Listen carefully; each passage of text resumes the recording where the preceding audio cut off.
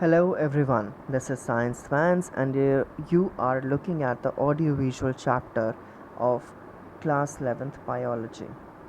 This is the summary of Chapter 1, Class 11th Biology. What we are going to do is we are going to make a playlist and add all the summary of all the chapters of Class 11th or Class 12th biology in the different playlist, so you could get a quick revision on the summaries as well. So here we start for the summary of class 11th, chapter 1, biology. The living world is rich in variety. Millions of plants and animals have been identified and described, but a large number still remains unknown. The very range of organisms in terms of size, color, habitat, physiological and morphological features make us seek the defining characteristics of living organisms.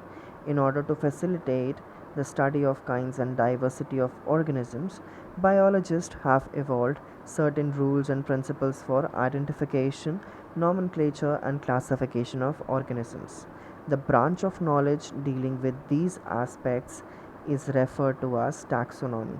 The taxonomic studies of various species of plants and animals are useful in agriculture, forestry, industry, and in general for knowing our bioresources and their diversity.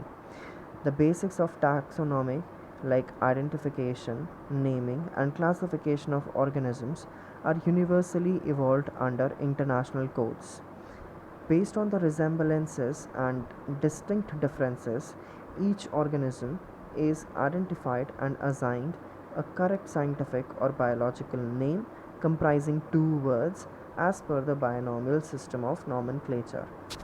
An organism represents, occupies a place or position in the system of classification.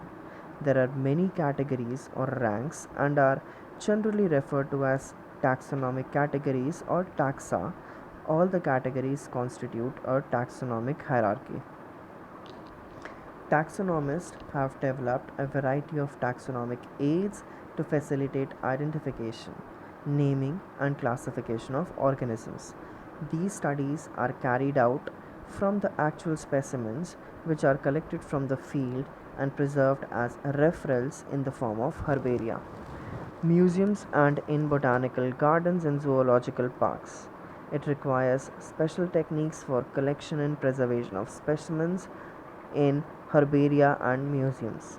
Live specimens, on the other hand, of plants and animals are found in botanical garden or in zoological parks.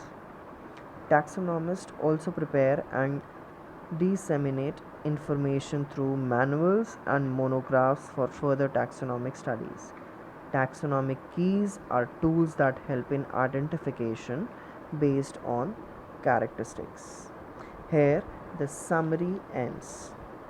And to watch more such videos, do subscribe the channel and press the bell icon so you don't miss any video.